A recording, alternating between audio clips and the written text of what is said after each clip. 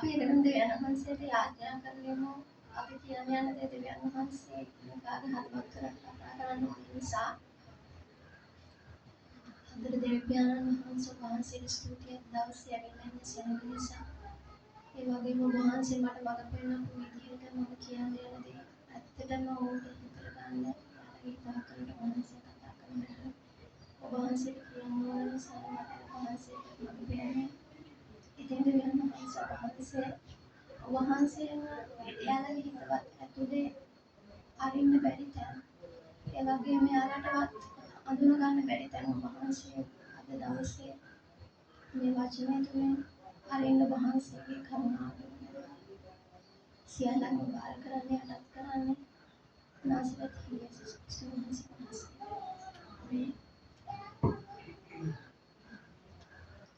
අද මගේ මාතෘකාව සමාව දීම ගැන. හැබැයි සමාව දීම වෙනත් විදිහකට මම මෙහෙම අහුවත් ප්‍රශ්නයක් දෙවියන් වහන්සේ ඔයාට සමාව දුන්නත් ඔයාට ඔයාගේ ජීවිතේ ඔයාටම සමාව දෙන්න බැරි දේවල් තිබිලා තියෙනවද? ඒ කියන්නේ දෙවියන් වහන්සේගෙන් මට සමාව තියෙනවා මම ඒක දන්නවා. ඒ කියන්නේ මේ ලෝකේ අපිට දෙවියන් වහන්සේව පේන්න නැහැනේ.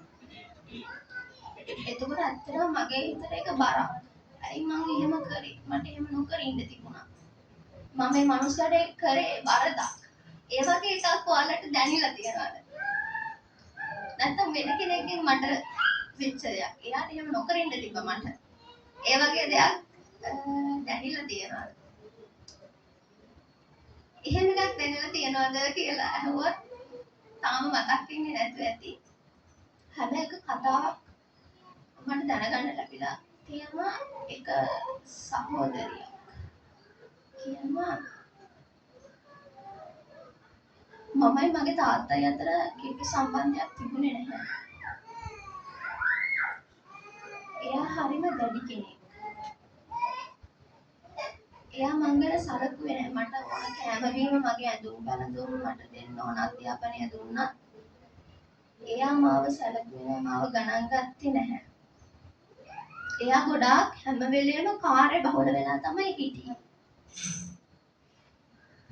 මාත් එක්ක කතා කරේ නෑ ගොඩක් මගේ ජීවිතේ ඔහේ ගියා. ඒ කියන්නේ මම ඉගෙන ගත්තා. සමහර වෙලාවන් වලට මම ඉගෙන ගත්ත එයාගේ අවධානය මට ගන්න ඕනේ නිසා. එහෙම කතාවක්. එයා මා ගැන ආඩම්බරුනේ ගොඩක් කලාතුරකින්. ඇත්තටම මට තේරුනේ මට තාත්තෙක් නැහැ වගේ. එයා හිටියට. එයා ඇත්තටම ගොඩක් දේවල් කළා තාත්තගේ අවධානය ගන්න. එහෙම. මං හිතුවේ එයාට මගෙන් වැඩක් නැහැ. එහෙම. ඇත්තම මගේ ඉස්කෝලේ දේවල් වලට මගේ හැම දෙයකටම එයා ආවත් මට දැනුනේ එයා මං ගැන සලකන්නේ නැහැ. මට එයාගේ සැලකිල්ලක් පේන්න තිබුණේ නැහැ. ගොඩක් හොඳින් පාඩම් වල කරා තාත්තගේ අඩුතරම ඒ තුලින්වත් පියාට තමන් ගැන සිතේ කියා සිතමි. ඒත් එකම එයාට හොඳට කොළඹින් රැකියාවක් ලැබුණා ඒ සහෝදරියට. ඇය පවුලට තෑගි ගත්තා. ඒ විතරක් නෙවෙයි. තමන්ගේ මගුල් ගෙදර සඳහා ලස්සන සාරියකුත් ගත්තා. ඒ තමන්ගේ පියා තමන්ගේ මගුල්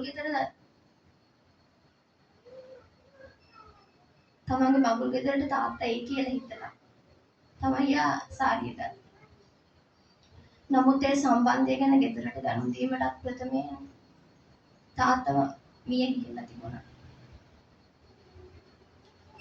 අවසන් වචන කිසිවක් යා තාත්තට කියලා තිබුණේ නැහැ. අඩුතරමේ සමාදාන වීමටවත් මොහොතක් යාට ලැබුණේ නැහැ. ඇය කඳුළු අතරින් මට මෙහෙම කිව්වා. මම අවසාන වතාවට තාත්තාට පරුෂ විදිහට කතා කළා. ඇත්තට මෙයා නරකයි තමයි. ඒත් මගේ හිතේ තියෙනවා මම යාට කතා කළේ හරි පරුෂ විදිහට. මොකද මගේ මගුල් ගෙදරට මම සාරියක් ගත්තත් ඒ ගැන සම්බන්ධ ගැන කියන්නවත් තාත්තා මට හිටියේ නෑ. මම තාත්තට කිව්වා ඔහුට කිව්වා ඔහු මගේ ජීවිතේ කිසි දෙයකදී මාත් සමග සිටියේ නැති නිසා විවාහ දවසේදීත් මාව පුරුෂයට බාර දීමටත් ඔහු වටින්නේ නෑ කියලා.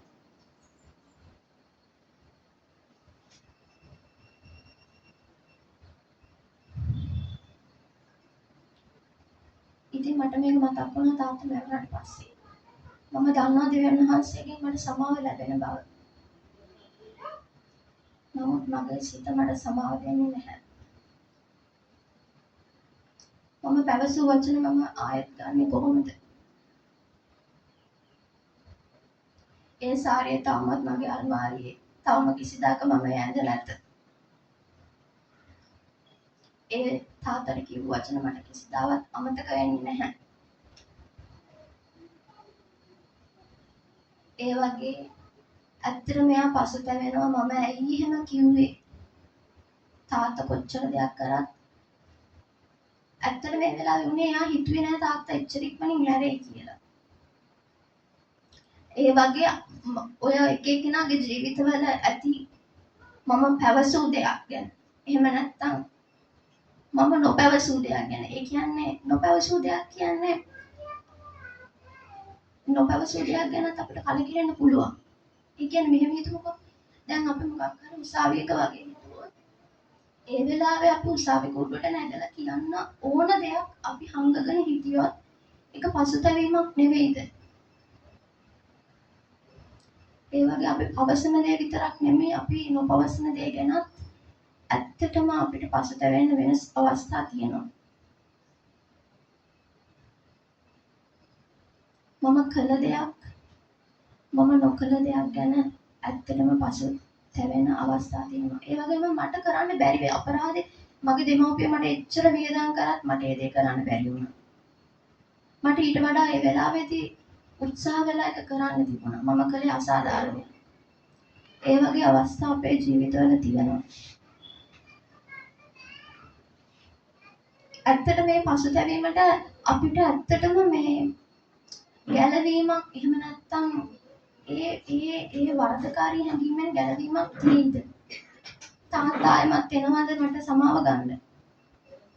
නිකන් හරියම උසාවියේදී මරණ තීන්දුවක් ලැබුණොත් අපි නොපවසපු දෙයක් ගැන ඒ අවස්ථාවයිත් අපේ ජීවිතේට එනවද? අපිට කවදාවත් ඒ අවස්ථාවල් ගන්න බෑ. දැන් අපේ දෙමාපියන්ගේ සල්ලි වියදම් කරලා අපි ඉගෙන ගන්න එහෙම සැලකුවේ නෑ. පස්සේ හිතනවා කියමුකෝ අපරාධ මම ඒ කාලේ ඉගෙන ගන්න තිබුණා. එහෙම ඒත් ඒ කාලේ ආයෙත් ගන්න පුළුවන්ද? ඒක පසුතැවීමක් වරදකාරී හැඟීමක් දෙවියන් වහන්සේ සමාව දුන්නා. දෙමාපියෝ සමාව දුන්නත් තමාට තමන් ගැන සමාව දෙන්න පුළුවන්ද? ඇත්තටම මට මගේ ජීවිතයේ තියෙන මගේ ඕලෙවල් කාලේ යාළුවෙක් හිටියා. ඒ යාළුවා මා එක්ක කතා කරන්න උත්සාහ කළත් මා එක්ක ගැවසෙන්න උත්සාහ කළත් ඒ වෙලාවේ මම එයා එක්ක කතා කරේ නැහැ. ඇත්තටම මට දැන් හිතෙනවා මට එයාව දැන් දකින්නවත් නැහැ. හම්බෙන්නේවත් නැහැ. මට දැන් මතක් වෙනවා එයා මාත් එක්ක සතුටින් ඉන්න ආස කළා. ඒත් දැන් මට ඒකට උවමනාවක් තිබුණත් ඒ කාලේ ආය ගන්න බෑ.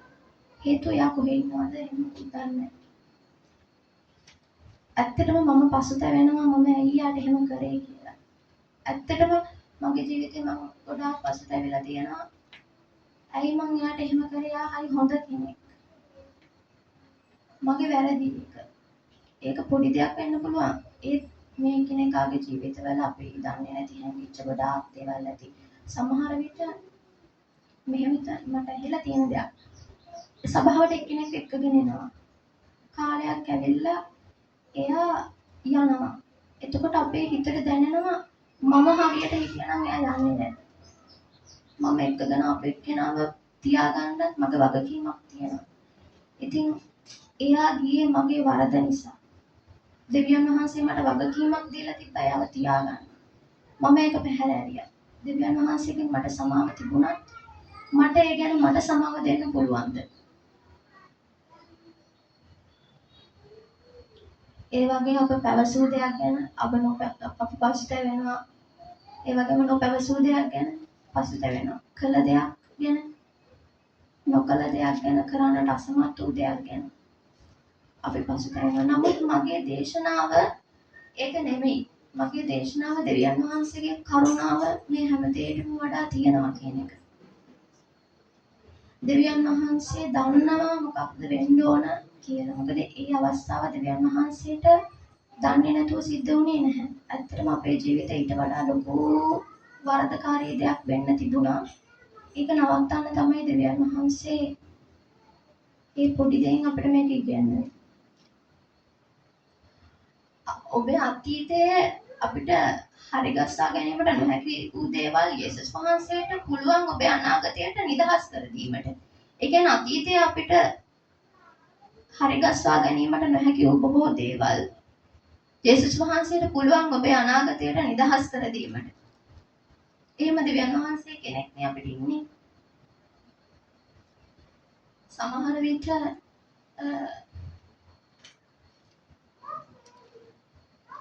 ඕගොල්ලෝ දෙවියන් වහන්සේගේ පෞකමාව ගැන දැනගෙන සිටියත් ගැඹුරින් ඒව වැඩි වැටහෙන්නේ නැතු ඇති. සමහර විට මම ගත්තොත් අපේ අම්මයි තාත්තයි සභාවට එන නිසා තමයි මම එන්නේ. නැතු මගේ ජීවිතේ මම අමුතුවෙන් දෙවියන් වහන්සේව තේරුම් අරගෙන නෙවෙයි.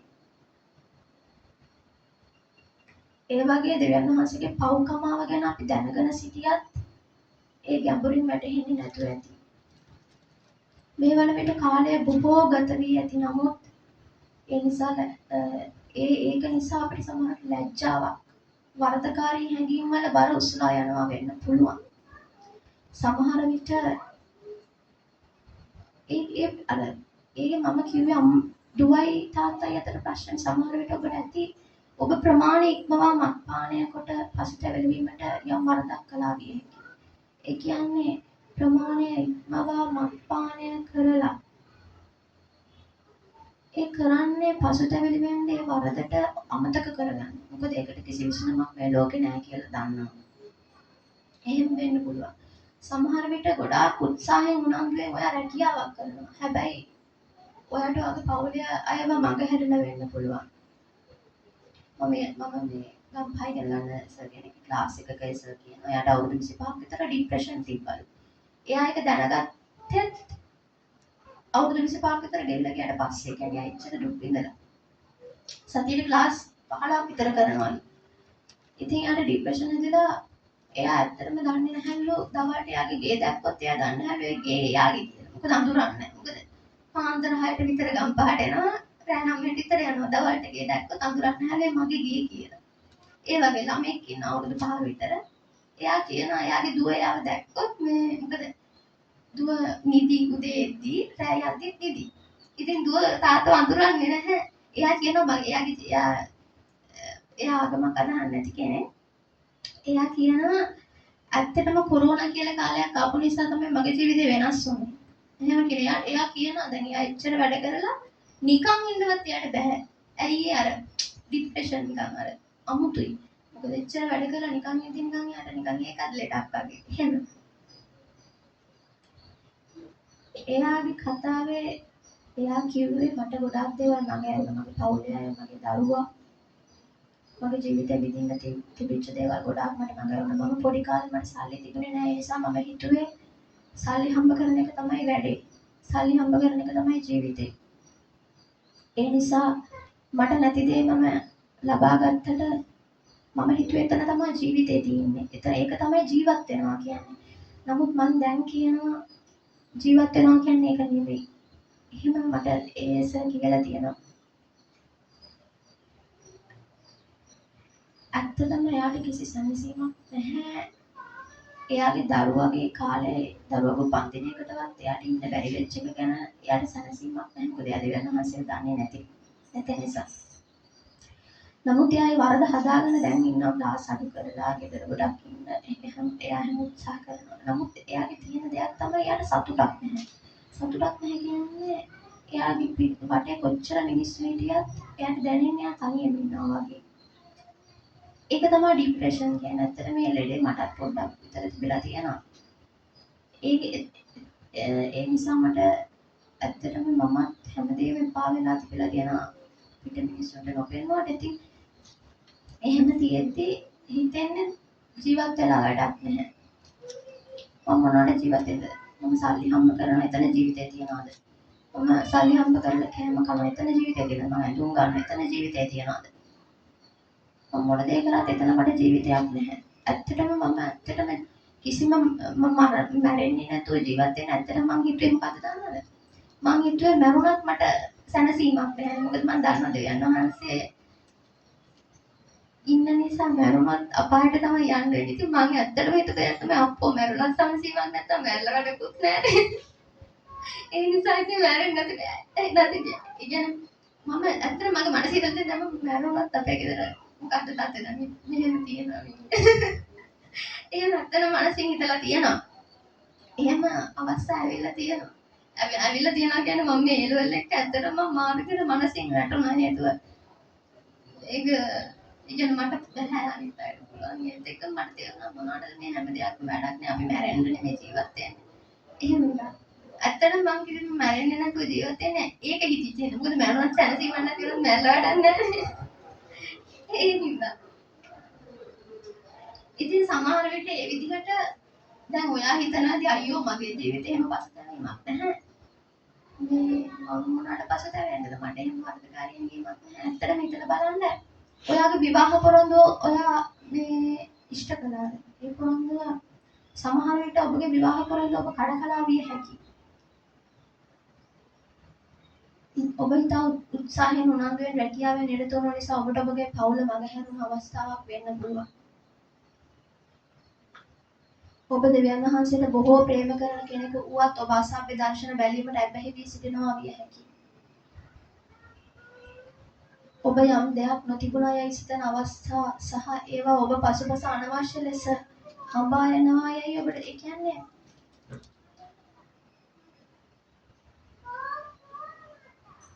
අපිට දේවල් නැහැ. අපි හිතන අයියෝ ඒක මට නැත්තේ. අනිත් අයට තියෙනවනේ මේක හරි අසාධාරණයි.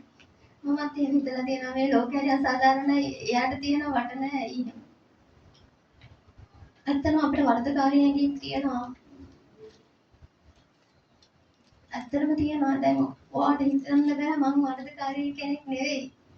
ඇත්තටම අවසානට ඔයාගේ භාර්යාවට ඔයා කතා කළේ කොහොමද? දරුවට කතා කළේ කොහොමද? සහෝදරයට කතා කළේ කොහොමද? හිතලා බලන්න එයා මේ මොහොතේ මැරුණොත් ඔයාට මොන වගේ හැඟීමක් එයිද? දැන් මම හිතුවොත් මගේ තාත්තා මැරුණා කියලා මට හිතේ අයියෝ මට ඊරේ යාට කතා කරන්නත් බැරි වුණා. මගේ අම්මා මැරුණොත් හිතයි මම හිතයි මම යාට කොච්චර බැලලා තියෙනවද? මගේ සහෝදරයා මැරුණොත් මගේ මල්ලි මැරුණොත් මම හිතයි අයියෝ අද උදේ ගීතිකා පොත් ටික විකාර කරලා මම දැන්නා යාට. පිස්සෙක් වගේ එනවා යා උදේ වන්දන නැගිටගෙන අපිට කියන්නෙත් නැහැ මොනවද කියන්නේ මොනවද ගේන්නත් නැහැ. ඉතින් අපි හිතන්නේ එකම තගෙනිච්චාම ඔක්කොම ගෙනිහිල්ලා කියලා. මෙතන ඇවිල්ලා කියනවා ගෙනාවේ නැහැ කියලා. ඉතින් මට මාර තරහයි මම බැන්නත් එක්ක ඉතින් යා මැරුණොත් මං හිතයි අයියෝ මං යාට එහෙම කතා කරේයි කියලා. මගේ අයියා මැරුණොත් මං හිතයි මං යාට මොකක් හරි වරදක් කරාද. එයා එක්ක මට ඊට වඩා සමාදානයෙන් ඉන්න තිබුණා. මට ආයෙ අයියෙක් ලැබෙයිද? එක එක්කෙනාගේ ජීවිතවල එක එක්කෙනා හිතලා බලන්න. ඇත්තටම මම එදා පල්ලියට එක්කගෙන අපේ එක්කෙනා ගියේ මගේ වරදින් නෙවෙයිද? මට වගකීමක් තිබුණා එක්කගෙන ආවනම් එයාව රඳවා තියාගන්න. මොකද දෙවියන් වහන්සේ මට වගකීමක් දුන්නා එයාව තියාගන්න ඕනේ කෙනෙක් කියලා.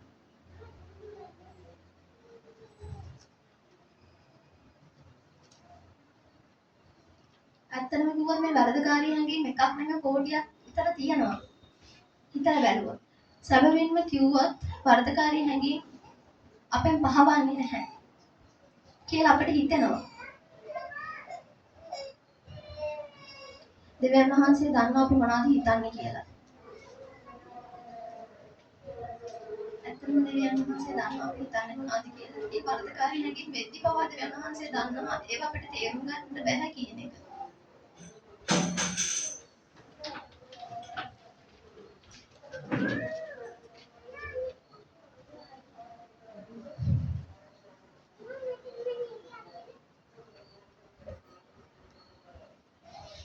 අපි හැමතිස්සෙම මතක තියාගන්න ඕන දෙයක් තමයි මේ හැම වරදකාරී හැඟීමක්ම එක සමානව නිර්මාණය වෙලා නැහැ.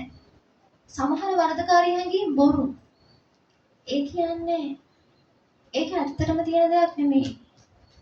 සමහර විට එහෙම ඒක උදාහරණයක් විදිහට කිව්වොත් දැන් මම හිතනවා මම යාළුවට කරේ බොරුවක් වරදක්. මම ගොඩක් වරදකාරී හැඟීමක ඉන්න. සමහරවිට යට එහෙම වමනාවක් නැතුව යන්න ඇති. මම එක කතා කරන්නේ. එතකොට මේ වරදකාරී හැඟීම බොරුවක්.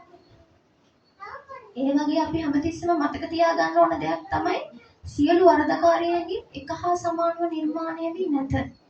සමහර වරදකාරී හැඟීම් බොරු. සමහරක් ඒවා ඇත්තම ඒවා.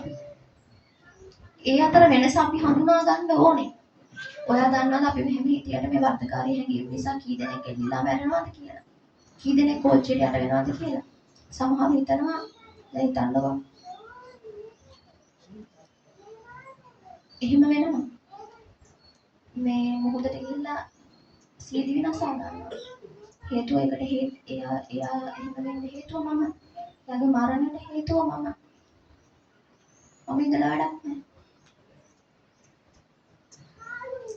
ඒ වගේ මේ වර්ධකාරී හැඟීම් කියනවා ගොඩක් බරපතලයි. අපි ස්වභාවික කියලා ඒවා අපිට එන්නේ නැතුව තියෙන්නේ නැහැනේ.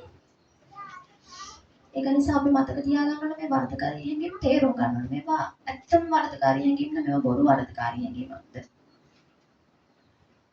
ඒකට අපිට හොඳ ප්‍රඥාවක් තියෙනවා.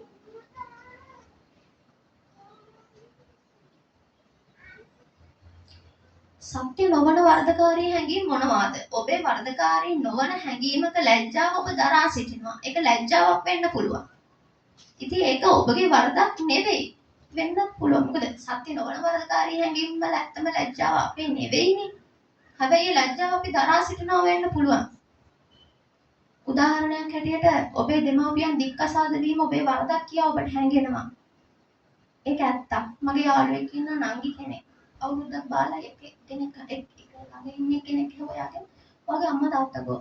එතකොට එයා මම දන්නවා එයාගේ අම්මයි තාත්තයි පළවෙනි කසාදේ කැඩිලා දෙවෙනි කසාදෙන් තමයි ඒ ළමයා ඉන්නේ කියලා. ඉතින් ඒ ළමයාගේ යාළුවෙක් ආපුවම පවුල විස්තර මම දන්නවනේ. එතකොට මෙයා කියනවා කියන්න එපා. ඒ කියන්නේ එයා ක්‍රිස්තියානි කෙනෙක් නෙවෙයි. ඒ කියන්නේ ඔබේ දෙමව්පියන් දික්කසාද වීම ඔබේ වරදක් කියලා ඔබට හැඟෙන්න පුළුවන්. එහෙම අවස්ථා තියෙනවා. එක්කෙනෙක් මම එයාගේ සාක්ෂියක් එක මම අහලා තියෙන. එයාගේ තාත්තා දැන් එයා මේ ක්‍රීඩා කරන කෙනෙක්. හරිද? ක්‍රීඩා මේ ඒතර බලන් ඉන්න එපා අම්මයි තාත්තයි දෙන්නම. එතකොට එයාගේ ඉන්නේ අම්මා විතරයි. ඒතර එයාගේ හිතට ගොඩක් අප්සෙට් අම්මා දෙන්න. අනිත් හැම යාළුවෙක්ගේම අම්මයි තාත්තයි දෙන්නම ඉන්නවා පේනවා. ඉතින් එයා හිතනවා අයියෝ අම්මා විතරයි ඉන්නේ. ඉතින් එයාට ඒක ලැජ්ජාවක්. එයාට ඒක වරදකාරී. එහෙම වරදකාරී හැඟීම් තියෙනවා. ඒ නිසා මට මං ගැනම කලකිරීමක් තිබෙන්නේ මං කවුද මට කිසිම කෙනෙක් නැහැ අපේ අම්මා විතරයි ඉන්නේ මං වැඩක් නැහැ. ඒ නිසා මට මා ගැනම කලකිරීමක් ඇති වෙලා තිබුණා.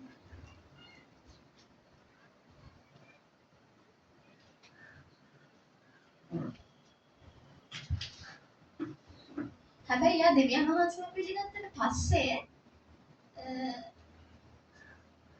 අම්මවයි තාත්තවයි යා සමාදානය කරලා. කියන්නේ තාත්තා අම්මා අතර ප්‍රශ්න තියෙන නිසා තමයි තාත්තා ඉන්නේ නැත්තේ. ඉතින් එයාගේ සාක්ෂිය තමයි මට එහෙම අවස්ථා තිබුණා.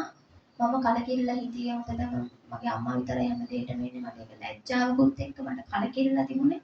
හැබැයි දෙවියන් වහන්සේව පිළිගත්තට පස්සේ අම්මවයි තාත්තවයි සමාදානය කරලා තිබුණා. ඒක තමයි යාගේ මේ සාක්ෂිය. එහෙම එක විදිහට ඉතින් අපිට හිතෙනවා අපි වරදකාරී හැඟීම් කියලා. ඒ කියන්නේ දැන් අපේ හොඳම යාළුවා මැරෙනවා. සියදි විනාශ ගන්නවා. එතකොට අපිට හිතෙන්නේ නැද්ද? අපි එක්ක හැමතිස්සෙම WhatsApp වලින් මැසේජ් කරන. හැමදාම වගේ කෝල් කරන. හැමදාම වගේ හම්බෙන යාළුවෙක් පාරට මැරෙනවා. සියදි විනාශ ගන්නවා. ඒතර අපිට හිතෙන්නේ නැද්ද ළඟින්ම හිටියේ අපි විතරයි නම් අපිට හිතෙන්නේ නැතිද? එයා මැරුණේ මම නිසා කියලා. අනිවාර්යයෙන්ම මගේ හොඳම යාළුවා මැරුණොත් මට හිතෙනවා ඇත්තටම මට වගකීමක් තිබුණා එයාගෙන් අහන්න. ඔයාලට මොකද්ද තියෙන ප්‍රශ්න සමහරට අයියෝ මට හැමදේම එපා වෙලා තියෙන්නේ කියලා යාළුවා මෙසේජ් එකක් එවුවොත් අනේ ගණන් ගන්න එපානේ කියලා මම යවල ඇති. එහෙම අවස්ථා මට වෙලා තියෙනවා. හැබැයි බැරිලා නැහැ. ඒ කියන්නේ මම මගේ යාළුවට එහෙම යවපුවම එයා එහෙම කියලා තියෙනවා. ඉතින් ඒ අවස්ථාවන් වලදී අපිට පසුතැවීමක් කිසිම සමාවක් නැති දෙයක් අපිට ලැබෙන්න පුළුවන්. ඒ විදිහට දැන් මම කිව්වේ වර්ධකාරී හැඟීම් ගැන. නමුත් මේ හැම වර්ධකාරී හැඟීමකටම දෙවියන් වහන්සේ අපිට ටැග්ක් විදිහට දෙන්නත් පුළුවන්. එහෙම වෙන්න පුළුවන් ඇත්තටම. මේ හැම වර්ධකාරී හැඟීමක්ම දෙවියන් වහන්සේ අපිට ටැග්ක් විදිහට දෙන්න පුළුවන්. 2 කොරින්ති 7:10. 2 කොරින්ති 7:10 කියනවා කියන්නෝ කවුරු හරි කරලා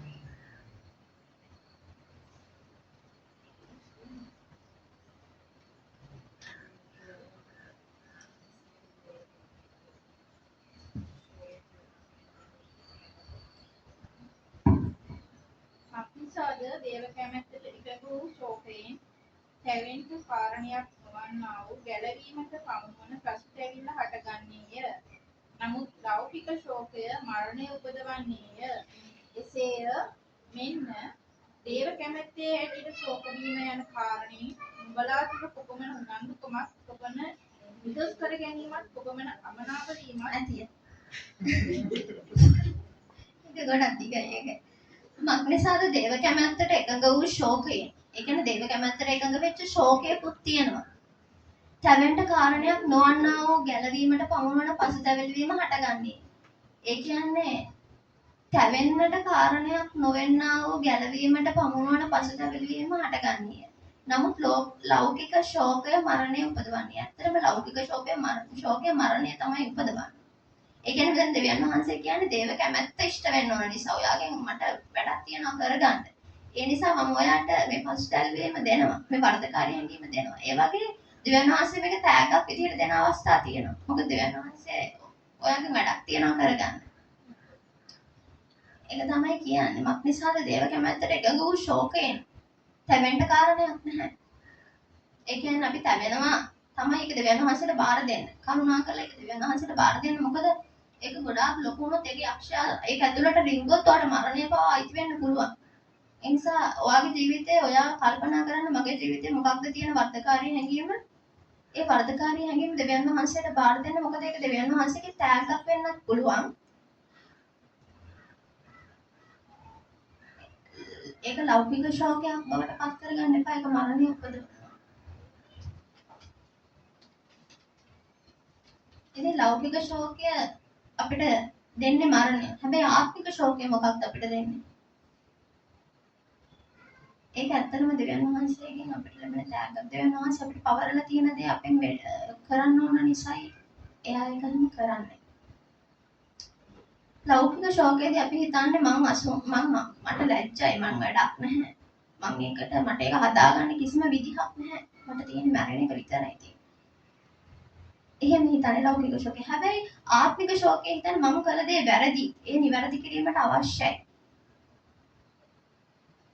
මට මේකට උත්තරයක් දෙන්න පුළුවන් දෙවියන් වහන්සේට විතරයි.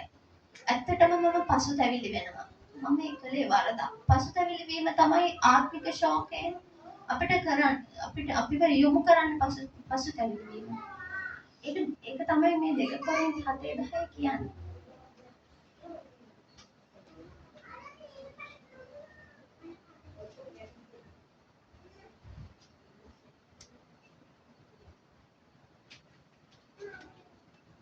තේරෙනවද මම කියන එක? ඇත්තටම වර්ධකාරී හැඟීමක් තියෙනවා වගේ තියන අය මට hina වෙන්න. අත උස්සන්න කියන්න බෑනේ ඉතින් ලැජ්ජයි. ඒතර hina වෙන්න තියන වර්ධකාරී හැඟීමක් නෑ නේද?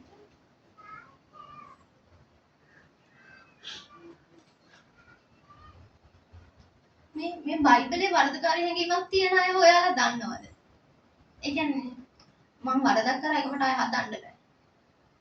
ඔයාලා දන්න චරිත ඇති. පේත්‍රස්තුමාව දන්නවද? මට පැටලෙනවා පේත්‍රස්තුමාවයි පවුලුතුමාවයි. පේත්‍රස්තුමා කියන්නේ ගෝලියෝ 12 දෙනා අතර හිටපු කෙනෙක්. පවුලුතුමා කියන්නේ ජේසුස් වහන්සේගේ කාලේ හිටපු කෙනෙක් නෙවෙයි. එයා පස්සේ හිටියේ එයා ගොඩාක් දෙවියන් වහන්සේවත් මේ අදහපු මිනිස්සුන්ට පවා අරදි කියලා හිරේ දාන සයිස් එකේ කෙනෙක්. එයා පවුලුතුමා කියන්නේ පේත්‍රස්තුමා කියන්නේ මේ 12 දෙනා අතර හිටපු අර පාවල දුන්නේ. එයාටම සමාව දෙන්න බැරි අවස්ථාවක් තිබුණා. හැබැයි එයා මැරුණාද? ඒ වගේම තව චරිතයක් ඉන්නවා යූදස්. එයා ගෝල 12 දෙනා අතරම හිටපු කෙනෙක් තමයි. එයාත් කරා තමාටම සමාව දී ගන්න බැරි පාපයක්. හැබැයි එයා මැරුණාද? ඔව්. ඉතින් දෙන්නම කරේ තමාටම සමාව දී ගන්න බැරි පාපයක්. හැබැයි පේත්‍රස්තුමා මැරුණේ නැහැ. යූදස් මැරුණා. හේතුව මොකක්ද?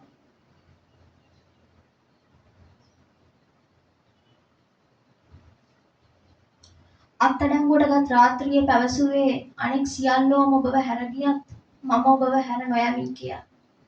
කවුද? පේත්‍රස්තුමා.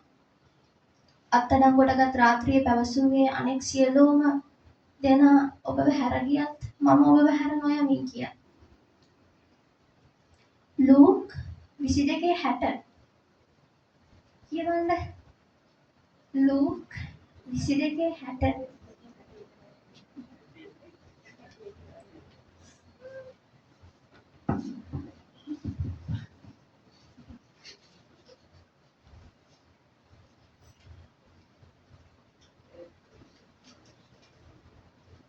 පේත්‍රස්ද මිනිසය නුඹ කියන දේ නොදැනෙමි කීවේය.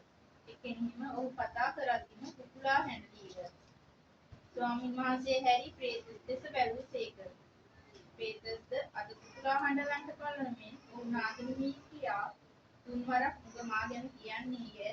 ස්වාමීන් වහන්සේ ඔහුට කී වචනය සිහිකොට පිටතට ගොස් බලවත් දුකින් හැඬුවේ. පේත්‍රස්තුමා පිටතට ගොස් බලවත් දුකින් හැඬුවේ. ඒ කතාව කොහොමද දන්නවනේ? ඒ කියන්නේ අපි කොහොමද දන්නවා පේත්‍රස් දන්නේ කියලා තුන් පාරක් කිව්වා. ඊට පස්සේ බලවත් දුකින් හැඬුවා. ඊට පස්සේ එහෙම කතාව අපි දන්නවා පේත්‍රස්තුමාගේ. හැබැයි මේ අවස්ථාව යට හදන්න පුළුවන් වුණාද? එයාට පුළුවන් වුණේ බලවත් දුකින් පිටතට ගිහිල්ලා අඬන්න විතරයි. එයාට පුළුවන් වුණාද නෑ දෙවියන් මේ යේසුස් වහන්සේ එහෙම දෙයක් කරේ නෑ. මම එයාව අඳුරනවා. මම එයාගේ ගෝලෙ. අපි මෙහෙම හාස්කම් කරලා තියෙනවා. එයාමත් ඒක ගිහලා හරි ගස්සන්න බැරි වුණා. කුරුසියටපත් උනේ එක්තරා විදියකට එයාගේ වචනේ හින්දා නෙමෙයි. සමහර වෙලාවට එයාට පුළුවන්කම තියෙන්න තිබුණා. ඒක නැති කරන්න. මොකද එයාට ඉදිරිපත් වෙන්න තිබුණා. මෙහෙම හාස්කම් කරපු කෙනෙක් එයා මෙහෙම වර්ධකාරී කෙනෙක් නෙමෙයි. එයා වෙනුවෙන් එක්කෙනෙක්වත් කියන එකෙන් පේත්‍රස් කරලා තියෙන කොච්චර වර්ධකාරී දෙයක්ද? යූදස් නෙමෙයි මැරෙන්න ඕන. ඇත්තම කියනවනම් පේත්‍රස් මැරෙන්න ඕන. ජේසුස් වහන්සේ හැරි පේත්‍රස්ගේ ඇස් දෙස බැලුවා. පේත්‍රස්ගේ ඇස් ස්වාමීන් වහන්සේගේ ඇස් මුණ ගැසුණා.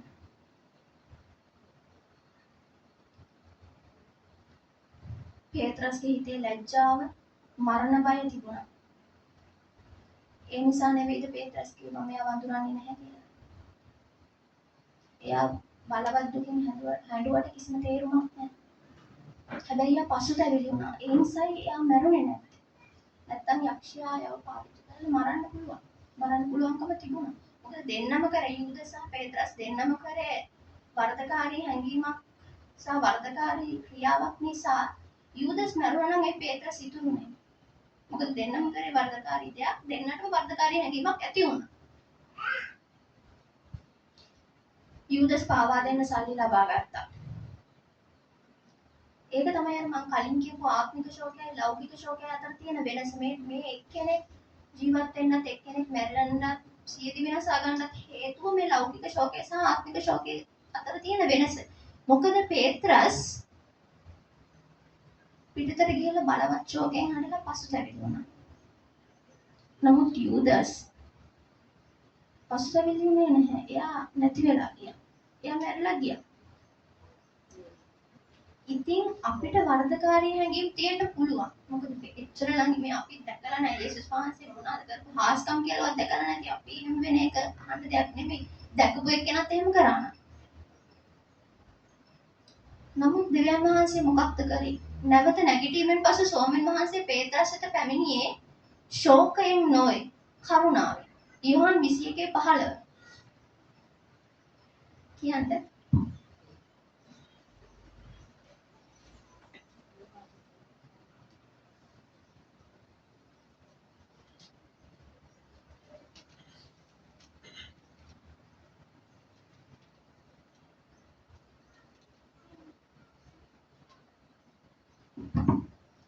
මෙසේ වුන් කෑපපු යේසුස් වහන්සේ සීමෝන් පේත්‍රස්ට කතා කළා.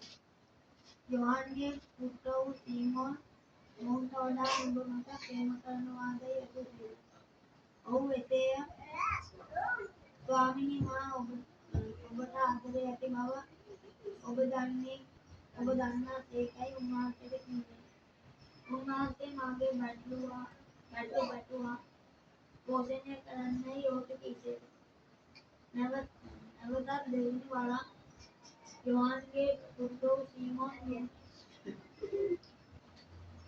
මෙසේ ඔවුන් කෑපසු යේසුස් වහන්සේ සීමෝන් පේත්‍රස්ට කතා කොට යොහන්ගේ පුත්‍ර වූ සීමෝන් මොහුට වඩා නුඹ මට ප්‍රේම කරනවාදයි ඇසූසේක. ඔහු එසේය ස්වාමීනි. මේ කියන්නේ එසේය ස්වාමීනි කියලා කියන්නේ එසේය ස්වාමීනි. මා ඔබට ආදරේ ඇති බව ඔබ දන්නා සේකයි උන්වහන්සේට කීවේ. උන්වහන්සේ මාගේ බැටළුන් පෝෂණය කරපන්නයි ඔහුට කීසේක.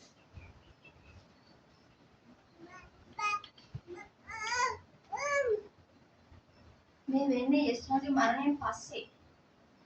මේ පේත්‍රස් හම්බෙලා කියනවා ආය අහනවා දැන් අර පාවා දීලා මම වතුරන්නේ කියලා තුන් පාරක් කියපු කෙනාගෙන් ආයෙත් යේසුස් වහන්සේ මේ අහනවා ඔයා මට ආදරේද? අර පාවා දීලත් එක්ක ආයෙමත් අහනවා ඔයා මට ආදරේද? මේ හැමදෙනාටම ඔයා මට ආදරේද? මේ ලැජ්ජාවක් නැතුව පේත්‍රස් කියනවා ස්වාමීනි මා ඔබට ආදරේ ඇති බව ඔබ දන්නා සේකයි කිව්වලු. ආදරේ ඇති බව දන්නා සේකයි. පාවා දීලත් එක්ක දෙවෙනි පාරත් අහනවා ඔයා මට ආදරේද? තුන් පාරත් අහනවා ඔයා මට ආදරේද? එහෙම අහලා කියනවා මාගේ බැටළුවන් පෝෂණය කරපන්න. පේත්‍රස්ට කියනවා මාගේ බැටළුවන් පෝෂණය කරපන්න. ඒ කියන්නේ මේ මැරිලා කියන්නේ මැරෙන්න හේතුවක් නේ. එහෙම ආතුරන්නේ නැහැ. ඊට පස්සේ ඉතින් ඇත්තටම නැවත නැගිටීමෙන් පස්සේ ස්වාමීන් වහන්සේ පේත්‍රස් එතාවේ කෝපයෙන්ද ඔයා මම පාවල දුන්නනේ. ඔයා මං ගණන් ගන්නේ නැහැ. කෝපයෙන් නොව කරුණාවෙන්. පේත්‍රස් ඔබ කොහොමද මම පාවල දුන්නේ? එහෙම අහගෙන නෙමෙයි ආවේ. යේසුස් වහන්සේ පැමිණි අපි ඉදිරියට යමු. ඔබ විසින් කිරීමට පවරා දීමට මට වැඩ තිබේ.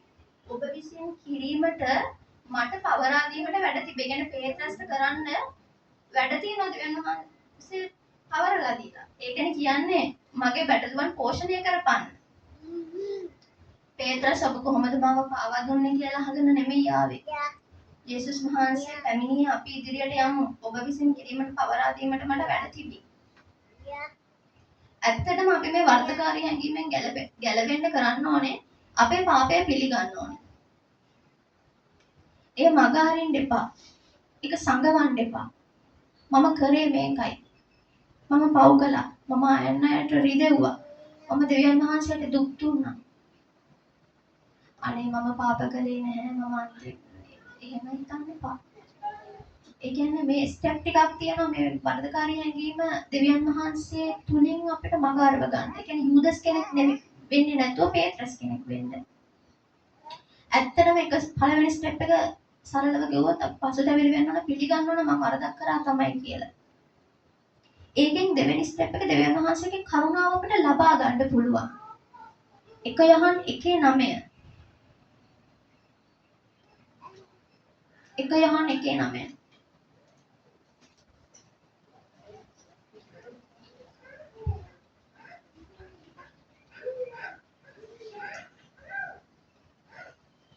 අපේ පාපවල් කියා දෙන්නම්.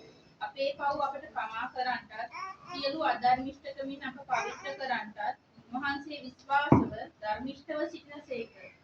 අපි පව් කළේ නැතයි කියමු නම් අපි උන්වහන්සේ බොරුකාරයෙක් කරමුද? උන්වහන්සේගේ වචනයද අප තුල නැත.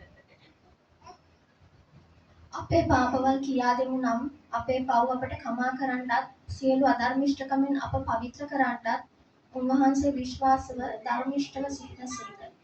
අපි පව් කළේ නැතයි කියමු නම් අපි උන්වහන්සේ බොරුකාරයෙක් කරමු. උන්වහන්සේගේ වචනද අප තුල නැත. ඒ කියන්නේ දෙවියන් වහන්සේ දන්නවා අපි වරදක් කරා තමයි කියලා. හැබැයි අපි කියනවා කරේ නැහැ කියලා. ඒ කියන්නේ අපි දෙවියන් වහන්සේව බොරුකාරයෙක් කරනවා. අපේ පාපවල් අපි කියා දෙනවා නම් ඇත්තටම දෙවියන් වහන්සේ විශ්වාසවන්තව ඉන්න අනිවාර්යයෙන්ම මම වල සමාව දෙනවා. දීලා ඉවරයි. ඒක තමයි මේ කියන්නේ සමාව. අපිට ඕනේ නම් අපේ පළවෙනි ස්ටෙප් එක අපි කරන්න ඕන ඇත්තටම මගේ අතින් වරදක් වුණා පිළිගන්න.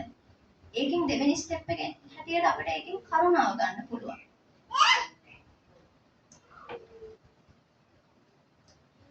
අපිට මේ අද මිදීම කරුණාව ලැබිලා තියෙන අපේ හැඟීම් නිසා අපේ දේවල් නිසා නෙමෙයි. ඇත්තටම යේසුස් වහන්සේ කුරුසියේදී මැරිලා අපිට ලැබිච්ච ඒ කුරුසි කල්වා මැරිච්ච නිසා තමයි ඒ තුලින් තමයි අපිට මිදීම ලැබුණේ. අපේ මේ කිසිම දෙයක් නිසා නෙවෙයි ඇත්තටම. දෙවියන් වහන්සේට ඕන කරන්නේ අපි ඒක පිළිගන්න එක. මොකද පිළිගන්නේ නැති කෙනෙක්ට සමාව දෙන්න බැහැ. ඒකට ඇත්තටම අපි ඉඩ දෙන්න ඕනේ. ඇත්තටම අපේ හදවතවල අපි දෙවියන් වහන්සේට දෙන්නේ කොටසක් විතරයි. අපේ හදවතේ ගැඹුරින් හැංගිලා තියෙන දේවල් අපි අරින්නේ නැහැ. ඒක ඇත්තක්. ඉතින් ප්‍රාර්ථනා කරනවා දෙවියන් වහන්සේගේ උපකාරය මට දෙන්න. නමුත් අපේ ඇතුළු කාමරවල අපි අරින්නේ නැති කොච්චර දේවල් තියනවද? ඇත්තටම අද මෙතනින් ඔයාලා යන්න ඕන දෙවියන් වහන්සේට අපි අරින්නේ නැති ඇතුළු කාමරවලට එන්න කියලා. දෙවියන් වහන්සේ ඒ කියන්නේ අපේ ජීවිතය ඇත්තටම හිතලා බලන්න මගේ ජීවිතේ වුණත් මම දෙවියන් වහන්සේට දෙන්නේ නැති එන්න කියන්නේ නැති අඳුර තැන් තියෙනවා. අපි ඇත්තටම අද මෙතනින් යන්න ඕන දෙවියන් වහන්සේට ඒ තැන් වලට එන්න කියලා. සාවුල් දන්නවනේ සාවුල් තමයි අර සාවුල් කියන්නේ දෙවියන් වහන්සේව අදහපු මිනිස්සුන් ගිහලා හිරේ දාන යාලට කරදර කරන මිනිස්සු. එයාව පාවුල් කරේ දෙවියන් වහන්සේ නෙවෙයිද? අපේ අතීතයේ සිතුවිලි අත්හරින්න පුළුවන් වෙන්න ඕන. ඒක තමයි වැඩේ.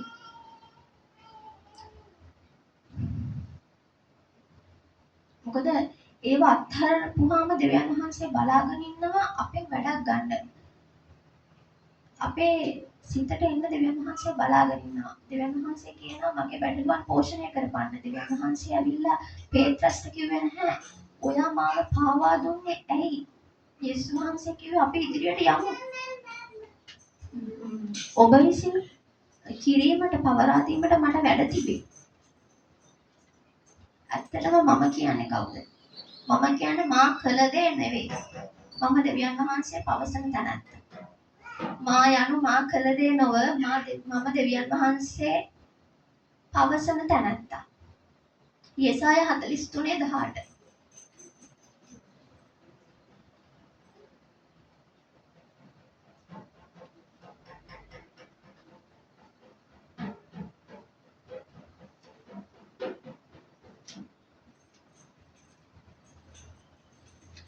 පළමු කාරණා සිහි නොකරල්ලා.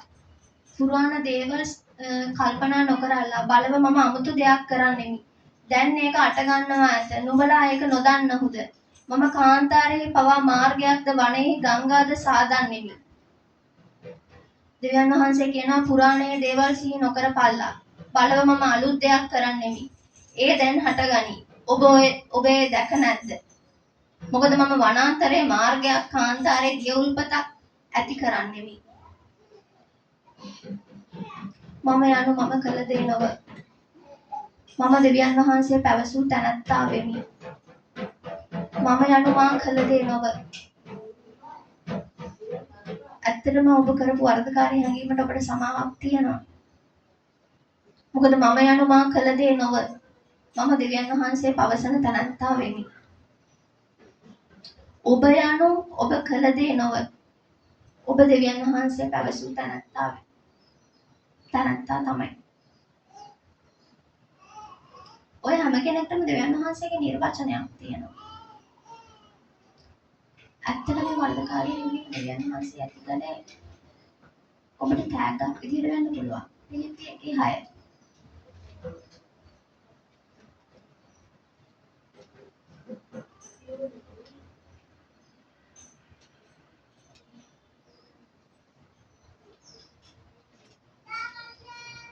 නුඹලා තුළ යහපත් වැඩක් පටන්ගත් උන්වහන්සේ යේසුස් ක්‍රිස්තුස් වහන්සේගේ දවස දක්වා ඒක සම්පූර්ණ කරන සේකැයි යන මේ විශ්වාසය ඇතුව සිටිමි.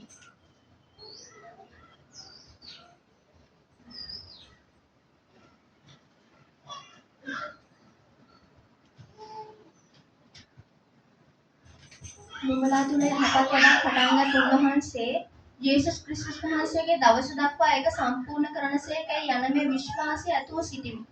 නුඹලා තුළ යහපත් වැඩක් පටන්ගත් උන්වහන්සේ යේසුස් ක්‍රිස්තුස් වහන්සේගේ දවස දක්වා ඒක සම්පූර්ණ කරනසේකයි යන මේ විශ්වාසය ඇතුව සිටිමි. ඔබ වරදක් කළා වෙන්න පුළුවන්. නමුත් ඔබ වරදකරුවෙකු නෙවෙයි. ඔබ වරදක් කළා වෙන්න පුළුවන්. නමුත් ඔබ වරදකරුවෙකු නොවේ. යක්ෂයා ඔබගේ අතීතය ගැන මතක් කරන විට ඔබගේ අනාගතය ගැන ඔහුට මතක් කර දෙන්න. යක්ෂයා මතක් කරයි මම මේකට වටින කෙනෙක් නෙමෙයි. අද දේශනාවට මම මේකට වටින කෙනෙක් නෙමෙයි. මම කොච්චර පව් කරනවද? යක්ෂයා නම පුළුවන්. යක්ෂයා ඔබගේ අතීතය ගැන මතක් කරන විට ඔබගේ අනාගතය ගැන ඔහුට මතක් කර දෙන්න. මොකද යක්ෂයා බලාගෙන ඉන්නවා ඔයාගේ අතීතය ගැන මතක් කරලා ඔයාව ඇත්තටම මරන්න. අද අපි ඒකෙන් මුදා ආරෙන්න ඕන. මොකද දෙවියන් වහන්සේ කල්වාරියේ මැරුණේ අපිට මැරෙන්න දෙන්න නෙවෙයිනේ. අද ඒ මුදා හැරීමේ දිනයයි.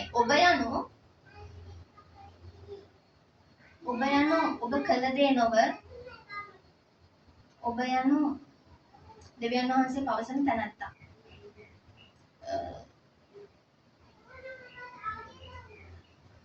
යේසුස් වහන්සේ මෙහෙම කියනවා මේ මාගේ ප්‍රේමවන්ත පුත්‍රයා මේ මාගේ ප්‍රේමවන්ත දියණිය මම ඔබ ගැන ප්‍රසන්න වෙමි. යේසුස් වහන්සේ ගැන කියන්නේ දෙවියන් වහන්සේ අවස්ථාවේදී බයිබලයේ. හැබැයි දැන් අපිට කියනවා ඔබ මාගේ ප්‍රේමවන්ත පුත්‍රයා මේ මාගේ ප්‍රේමවන්ත දියණිය මම ඔබ ගැන ප්‍රසන්න වෙමි.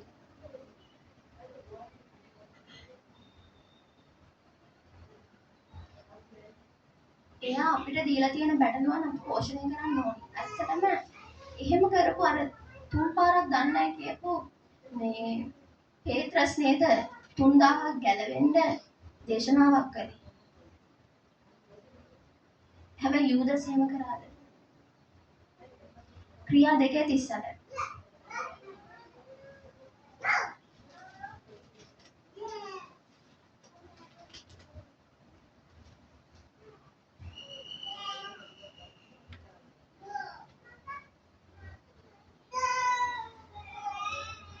පේත්‍රස් නුඹලා සියල්ලෝම පසුතැවිලිව පව්කමාව පිණිස යේසුස් ක්‍රිස්තුස් වහන්සේගේ නාමයෙන් බෞතිස්මය ලබා පල්ලා. එවිට සුදාත්ම දීමනාව නුඹලා ලබන්නෝය. මේ පේත්‍රස් කියන්නේ පේත්‍රස්ගේ දේශනාවේදී කියන්නේ නුඹලා සියල්ලෝම පසුතැවිලිව පව්කමාව පිණිස යේසුස් ක්‍රිස්තුස් වහන්සේගේ නාමයෙන් බෞතිස්මය ලබා පල්ලා. එවිට සුදාත්ම දීමනාව නුඹලා ලබන්නෝය. මේක පේත්‍රස් කියන්නේ දේශනාවේදී ඉස්සරහින් මිනිස්සුන්ට. ඒක කරපු නැති කෙනෙකුට කරන්න කියන්න පුළුවන්ද? ඔයාලා ගිහිල්ලා පසුතැවිලි වෙලා දෙවියන් වහන්සේගේ බෞතිස්මය ලැබලා සුදාත්ම දීමනාව ගන්න කරපු නැති කෙනෙකුට ඒක කියන්න පුළුවන්ද? පේත්‍රස් ඒක කරා. පේත්‍රස් පසුතැවිලි වෙලා දෙවියන් වහන්සේට ඕන දේ කරා. ඇත්තට මේක සිද්ධ වුණේ යාගේ වරදකාරී දේ නිසා නෙමෙයිද? ඒ කියන්නේ සමහර වරදකාරී දේවල් තෑග්ගක් විදියට ලැබෙන්නත් පුළුවන්. දැන් මට කියන්න බෑ ඔයාලා ගිහිල්ලා පසුතැවිලි වෙලා බෞතිස්ම ලබන්න කියලා මම එහෙම නැත්තම්. ඉතින් එහෙම දෙයක් කියන්න පුළුවන් උනේ පේත්‍රස් ඒක කරලා තිබිච්ච නිසා. කරුණාවට කළ හැක්කේ එයයි. ස්වාමීන් වහන්සේ බලා සිටිනවා පේත්‍රස්ගේ ජීවිතේ වගේ පේත්‍රස්ලා අපි අතරත් බිහි කරන්න. අවසානයේ අර ගෑනුගේ මේ කාන්තාව කියනවා මම අවසානයේ අර සාරි ඇඳා. එයා හිතුවා මගේ තාත්තට මගේ තාත්තාට මං කියපු දේ කොච්චර වැරදිද. මගේ විවාහ දවසේදීවත් මගේ පුරුෂයාට බාර දීමටවත් ඔබ වටින්නේ නැහැ. ඔයා වටින්නේ නැහැ. එහෙම කියලා තියෙනවා. ඒ වරදකාරී වචනේ ආය ගන්න යන්න පුළුවන්. හැබැයි අවසානයේ අර ගෙනවපු සාරිය ඇඳා. ඒ ඇඳේ විවාහයටවත් මොකකටවත් නෙමෙයි. එයාගේ උදෑසන යාඥාවේ එයා ඇඳා ඒක. ඉතින් සරල නමුත් එයා යාඥාවක් කරා මට ස්වාමිනී මට සමාව දීම ගැන ඔබට ස්තුතියි. අද මටම සමාව දීමට මම තෝරගන්නවා. ඇය තුල තිබූ බර නිදහස් වූ බව ඇය පැවසුවා. ඒ සාරිය අහිමි වූ දෙයක සංකේතයක් ඇයි මම සිතුවෙමි. ඒ සාරිය අහිමි වූ දෙයක සංකේතයක් ඇයි මම සිතුවෙමි. නමුත් දැන් මට වැටහෙනවා ඒ දෙවියන් වහන්සේගේ මුදවාගත් දෙහි සංකේතය බව. ගීතාවලිය 103 කියනවා නැගෙනහිර බස්නාහිරින් දුරව තිබෙන්නාක් මෙන් උන්වහන්සේ අපගේ වරද අපෙන් දුරු කළසේක. නැගෙනහිර බස්නාහිරින් කොච්චර දුරද? ඒ වගේ උන්වහන්සේ අපේ වරද අපෙන් දුරු කළසේක. අවසානයේ කාන්තාවේ සාරිය එයාට කොච්චරනම් වරදකාරී හැඟීමක් ඇතිද මං තාත්තට මොකක්ද කරේ. එයාටවත් සමාව දෙන්න බෑ. අවසානයේ සාරිය උදෑසන යාඥාවට අදිනවා. මොකද ඒ තරමට යාගේ හිතට කිසි සමාදානයක් නැහැ. එයා සරල යාඥාවක් කරනවා ස්වාමිනී මට සමාව දීම ගැන ඔබට ස්තුතියි. ස්වාමිනී මට සමාව දීම ගැන ඔබට ස්තුතියි. අද මටම සමාව දීමට මම තෝරගන්නවා. ඇය තුල තිබූ බර නිදහස් වූ බව ඇය පැවසුවා. ඒ සාරිය අහිමි වූ දෙයක සංකේතයක් යයි මම සිතුවෙමි. නමුත් දැන් මට වැටහෙනවා ඒ දෙවියන් වහන්සේගේ මුදවාගත් දෙයක සංකේතයක් බව. ඉතින් ඔබ අතීතයේ කළ දේ නෙවෙයි.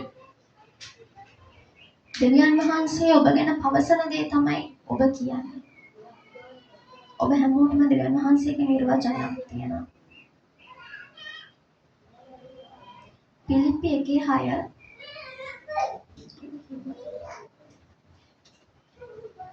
පිලිප්පි 1:6 නුඹලා තුළ යහපත් වැඩක් පටන්ගත් උන්වහන්සේගේ යේසුස් ක්‍රිස්තුස් වහන්සේගේ දවස දක්වා ඒක සම්පූර්ණ කරන සේකයි යන මේ විශ්වාසය ඇතුව සිටිනවා.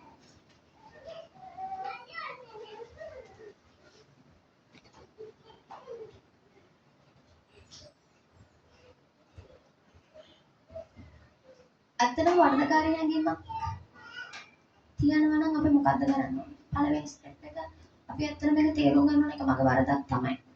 ගොඩක් අයට නැත්තේ ඒක අයියෝ ඒක මගේ වරදක් නෙමෙයි. ඒක එයාත් වැරදි. යාමට සැලකුවේ නැහැනේ. ඒ කතාව ඇරියට ඉතින් තාත්තා මට ඇත්තටම සැලකුවේ නැත්නම් මම කොහොමද වැරදි වෙන්නේ? ඇත්තටම මෙතන අපි වෙන්න ඕන ඇත්තටම අපි යටහත් වෙලා ඒ වරද පිළිගන්නවා. දැන් ඔයාලා දැන් මේ හිතනවා නැති තාත්තා ඇත්තටම වැරදි තමයි කියලා. හැබැයි අපි මෙහෙම හිතමුකෝ. ඔතන තාත්තා නෙමෙයි මැරෙන්නේ දුව මැරෙනවා කියමුකෝ. එද්දි ඇක්සිඩන්ට් එකකින්. ඒක තාත්තට මොනතරම් පසුතැවීමක් තියෙවිද? මගේ රාජකාරී නිසා මම දුව මගේ හැරියා. මගේ හැරුණාමද? ඒ විදිහට අපිට හිතන්න පුළුවන්. දැන් මෙතන ඒ දුවගේ චරිතේ ඉන්න අයට වගේම ඒ තාත්තගේ චරිතේ ඉන්න අයත් ඇති. අපි දැන් කල්පනා කරන්නේ තාත්තා මැරුණා ඒකනේ. හැබැයි දුව මැරුණා ඇක්සිඩන්ට් එකකින් හරි ඒ තාත්තට කොයිතරම් වරදකාරී හැඟීමක් ඇති වේවිද? ඇත්තටම අද දේශනාවේ වරදකාරී හැඟීම අපිට තියෙනවා. නමුත් දෙවියන් වහන්සේගේ කරුණාව නිසා අපිට ඒකෙන් ගැලවීමක් තියෙනවා. ඔබ යනු ඔබ කළ දේ නොවේ. ඔබ යනු දෙවියන් වහන්සේ ඔබ ගැන පැවසූවේ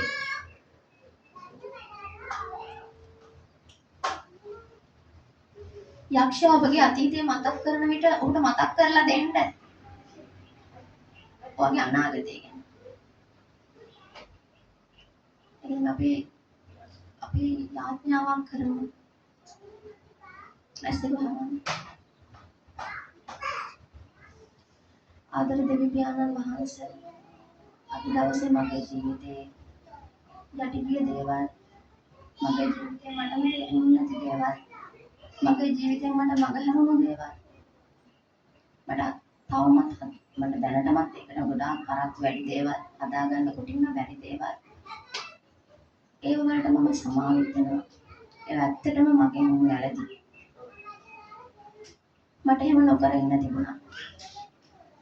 නමුත් අද මම ඔබ වහන්සේට ඒක කියලා දෙනවා. මම පසුතැවෙනවා. මට ඕන කරන්නේ පේත්‍රස් කෙනෙක් වෙන්නයි. මට අවශ්‍ය නැහැ යුදස් කෙනෙක් වෙන්න. මොකද ඔබ වහන්සේ ආයිමත් අපි වෙතට එන්නේ මගේ වරද කියලා මගේ වරද අහන්න නෙමෙයි. ඔබ වහන්සේ කියනවා ඔබට පවරා දීමට මට බොහෝ වැඩ තිබේ. ස්වාමීන් වහන්සේ අද දවසේ ඔබ වහන්සේ මගේ ජීවිතය වෙනස් කළ බැලුවා. මගේ හදවතේ මට වෙනස් කරගන්න බැරි මගේ ජීවිතේ කියලා මට තිබෙච්ච දුක. මේ හැම දෙයකම ඔබ වහන්සේගේ කරුණාව නිසා මට සමාදානයක් ලැබුණු නිසා ස්තුතියි. සියල්ලම බාර කරන්න යටත් කරන්නේ නාසරෙත් යේසුස් ක්‍රිස්තුස් වහන්සේගේ මහත් සිතයි. ආමේන්.